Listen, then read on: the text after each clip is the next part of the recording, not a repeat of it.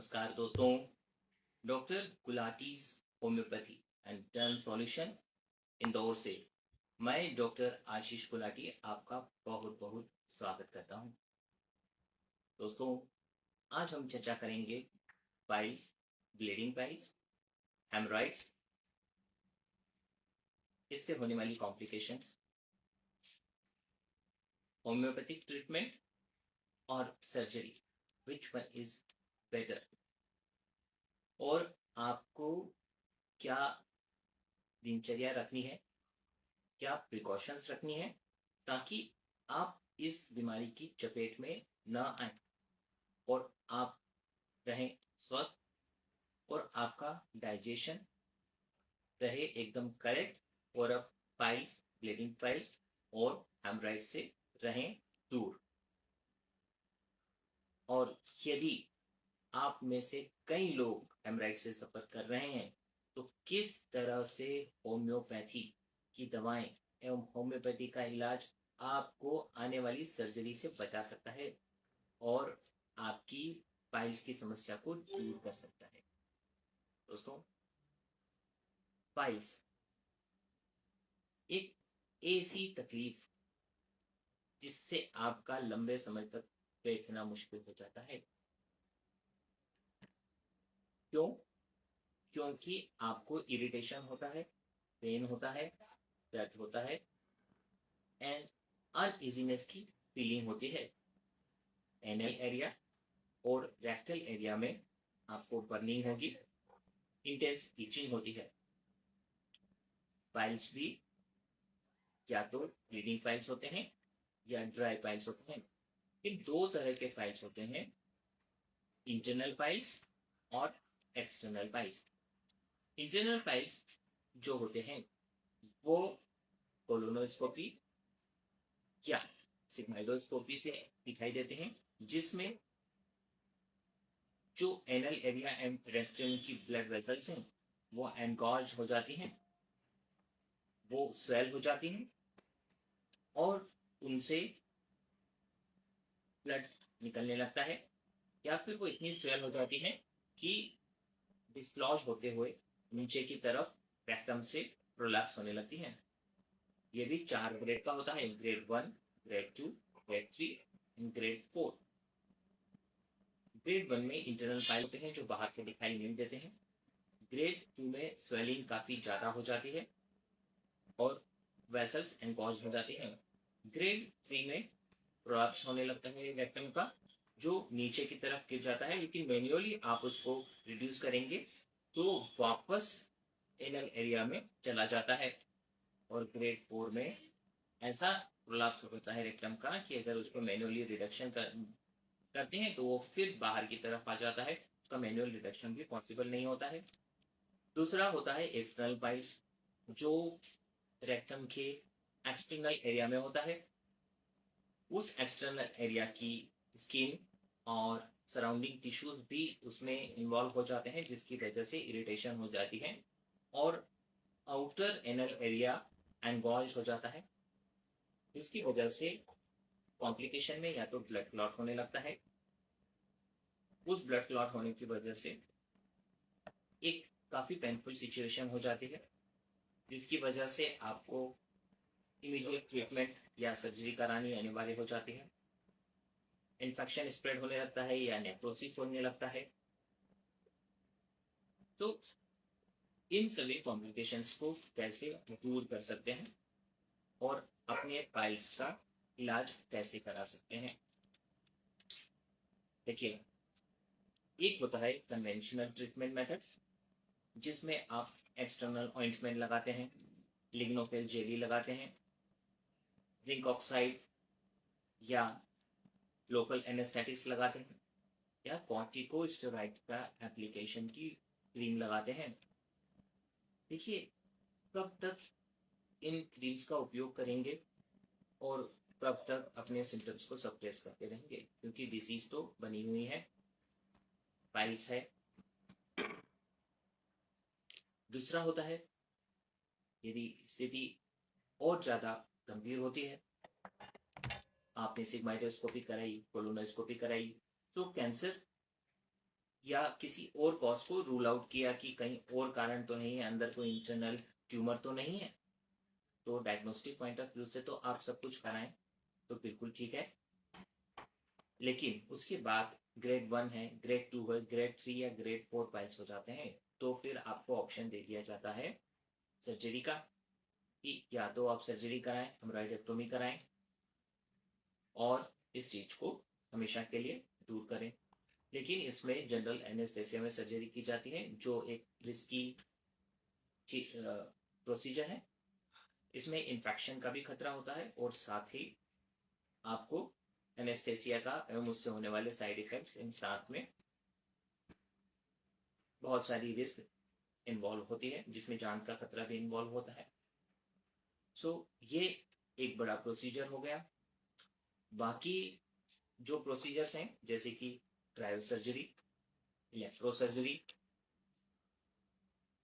या ligation, band ligation और stapler एमराइडोपैक्सी, सो इन procedures में भी इन्फेक्शन का चांसेस होता है। कई बार बैंड लाइगेशन कर दिया जाता है सो दैट वो हेमोराइड्स जो है सूख जाता है, या फिर उसमें कुछ ऐसी ड्रग्स इंजेक्ट कर दी जाती हैं, सो ग्रेजुअली हेमोराइड श्रिंक होकर के बॉडी पार्ट से या अपने जगह से डिसलॉन्च हो जाता है और वो शेड ऑफ हो जाता है। तो इतने सारे मल्टीपल प्रोसीजर्स हैं, लेकिन सेफ तरीके से अगर आप हेमोराइड्स को ट्रीट करना चाहते हैं तो होम्योपैथी में ऐसी बहुत सी दवाएं हैं जिनसे आप हेमोराइड्स से, पाइल्स से, ब्लीडिंग पाइल्स में एवं ड्राई पाइल्स या एनल ईचिंग, पेन और इवन अगर इसकी कॉम्प्लिकेशन से एनल फिशर भी हो गया है तो उस एनल फिशर में भी होम्योपैथी काफी अच्छे तरीके से काम करती है, जिससे आपके असहनीय दर्द को हमेशा के लिए दूर किया जा सकता है। डॉक्टर गुलाटी होम्योपैथी में ऐसे बहुत से पेशेंट्स हैं जिनकी bleeding piles, haemorrhoids, grade 2, grade 3 piles का ट्रीटमेंट सफलतापूर्वक किया गया है। इवन बहुत से ऐसे पेशेंट्स जो एनल फिशर की वजह से जिनको मोशन पास करने में बहुत पेन होता था और साथ में उनको पस फॉर्मेशन हो गया और मोशन के साथ पस भी निकल रहा है, ब्लड निकल रहा है, फाउल स्मेलिंग पस निकलता है और काफी पेनफुल सिचुएशन हो जाती है क्योंकि एनल टीयर हो गया है और साथ में कॉन्स्टिपेशन भी हो रहा है। तो ये सब चीजें एक साथ मिलकर के एक वर्स कंडीशन को बना देती हैं। तो होम्योपैथी में जो दवाएं हैं उनके उपयोग से आपका कॉन्स्टिपेशन दूर हो जाता है, आपका इंटरनल इन्फेक्शन दूर हो जाता है, आपका जो टीयर होता है एनल एरिया में वो एनल एरिया का टीयर रिपेयर हो जाता है, ब्लीडिंग पाइल्स की वजह से जो एनीमिया होता है वो एनीमिया करेक्ट होने लगता है। तो इन दवाओं के प्रयोग से, क्योंकि इसमें न तो कोई सर्जरी इन्वॉल्व होती है और न ही कोई पेनफुल प्रोसीजर होता है, और आपका इन दवाओं के सेवन से कुछ दिनों में, कुछ हफ्तों में आपकी समस्या से, ब्लीडिंग पाइल्स से, हेमोराइड से, एनल फिशर से आपको हमेशा के लिए मुक्ति मिल जाती है। देखिए, जो हेमोराइड्स होता है उसका कॉजेशन क्या होता है।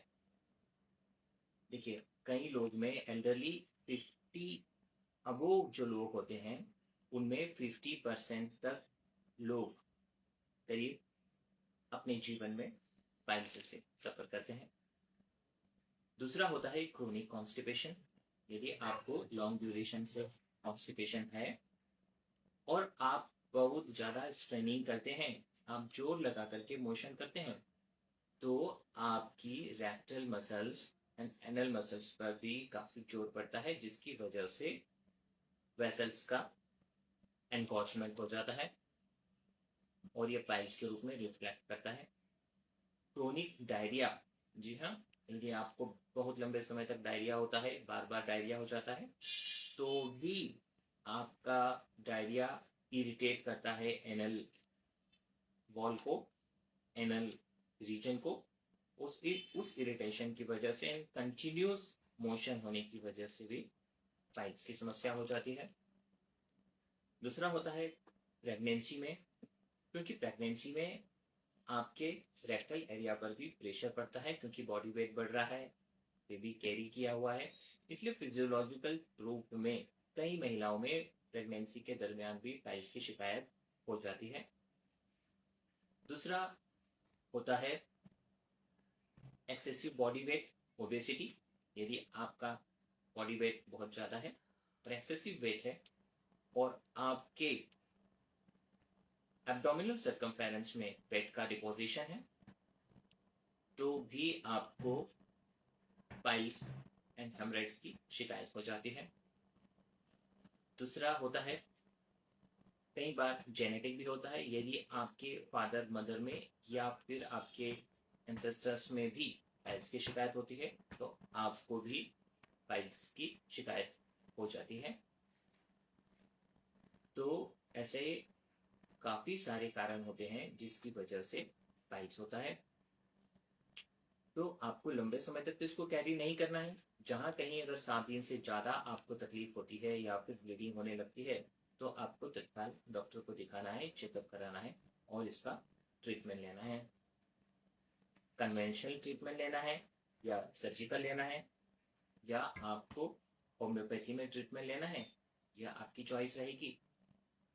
लेकिन कंजर्वेटिव रूप से आप सर्जरी से को अवॉइड करना चाहते हैं, तो होम्योपैथी एक बहुत ही सेफ तरीका होता है जिसमें आपके पाइल्स को, हेमरेड्स की समस्या को, एनल फिशर की समस्या को, कॉन्स्टिपेशन को इंटीग्रेटेड अप्रोच करके राइट रेमेडी का सिलेक्शन करके हमेशा के लिए दूर कर दिया जाता है। तो दोस्तों, आपके चेहरे पर ऐसी ही मुस्कान बनी रहे और आप स्वास्थ्य के रूप में या स्वास्थ्य आपका अच्छा रहे और आपको कोई भी तकलीफ न हो। इसलिए होम्योपैथी या कंजर्वेटिव तरीके से ही अगर आपका ट्रीटमेंट हो जाता है, तो ये तो काफ़ी अच्छी बात होती है। आपके स्वास्थ्य समस्या से संबंधित कोई भी शंका हो, आप डॉक्टर गुलाटी होम्योपैथी से संपर्क कर सकते हैं और नेचुरल तरीके से अपना ट्रीटमेंट डॉक्टर गुलाटीज होम्योपैथी में एक्सपर्ट की गाइडेंस में ले सकते हैं। आप ऐसी ही इंफॉर्मेशन के लिए इस चैनल से जुड़े रहें, चैनल को सब्सक्राइब कर सकते हैं एंड डॉक्टर गुलाटी होम्योपैथी के साथ बने रहें। आज के लिए इतना ही। Thank you.